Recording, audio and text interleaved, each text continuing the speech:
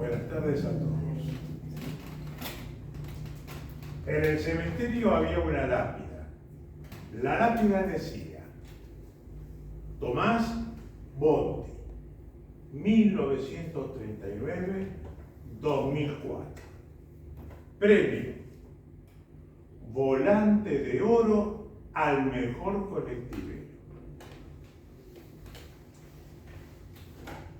En el cementerio estaban pasando cosas raras.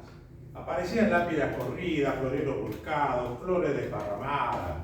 Gente que denunciaba que se tenía apariciones, pasaban por una tumba y alguien les saltaba atrás. Así como se habían preocupado las autoridades del cementerio, también las autoridades de la ciudad, y no sabían qué hacer. Los fantasmas de los muertos estaban aburridos. Y cuando uno está aburrido, ¿qué es lo primero que se le ocurre? Molestar. Y los fantasmas eran bárbaros, porque ellos podían decidir si eran vistos, si eran oídos. Entonces aparecían en cualquier lugar y en cualquier momento. El único fantasma de muerto que no molestaba era el de Tomás Bondi, porque él estaba triste. Él extrañaba manejar su colectivo. Era el interno 121. Lloraba por su vida anterior. Y un día se decidió. Salió de la tumba, salió del cementerio y caminó. Caminó como 30 cuadras hasta el galpón donde la empresa guardaba los colectivos. Y allí lo buscó. Estaba. El 121 estaba. Se acercó y emocionado lo abrazó a su colectivo. Tantos años habían compartido. Subió al colectivo, buscó la franela, bajó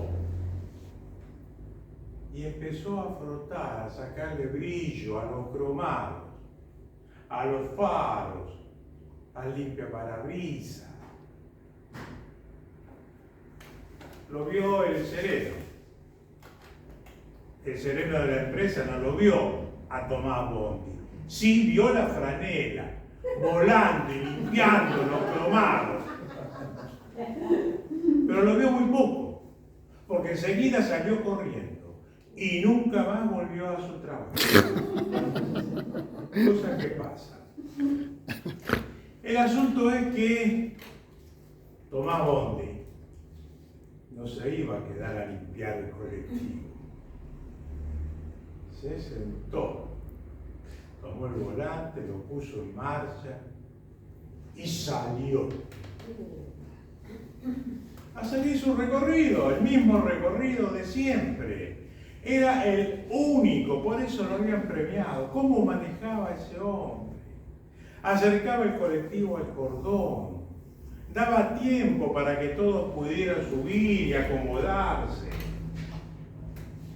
No circulaba nunca de contramano. Nunca había pasado un semáforo en rojo.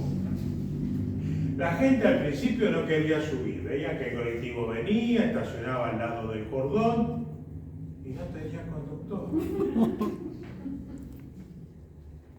Pero después se animaron. Por la forma que tenía de manejar ese colectivo y porque no cobraban el boleto. El asunto es que una vez, en pleno recorrido, un jubilado dijo: ¿cómo maneja él? Si parece Tomás Bondi. Y tenía razón. El asunto es que la empresa un día decidió mandar el colectivo al desarmadero.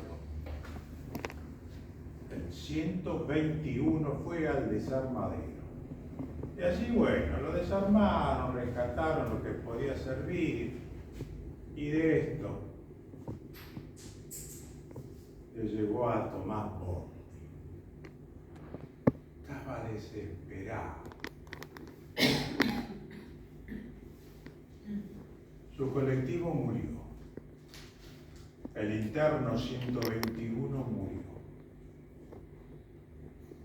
Y esa noche, el fantasma del colectivo llegó al cementerio. Buscó la tumba de Tomás Bondi y cuando llegó empezó a los bocinazos. Y el único que lo podía escuchar, Tomás Bondi,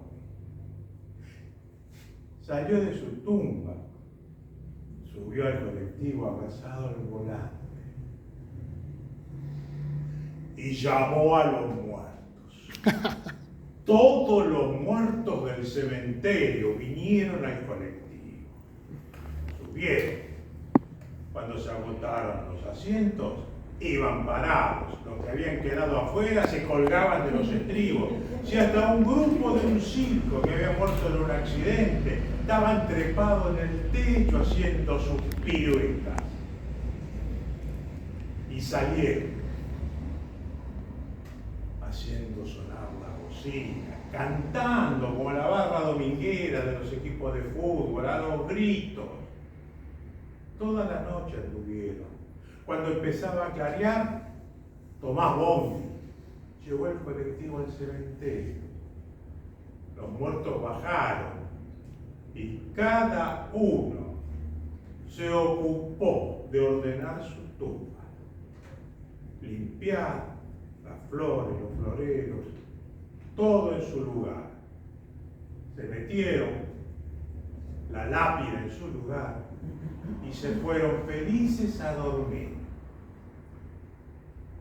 A partir de ese día, las autoridades del cementerio y las autoridades de la ciudad ya no recibieron quejas.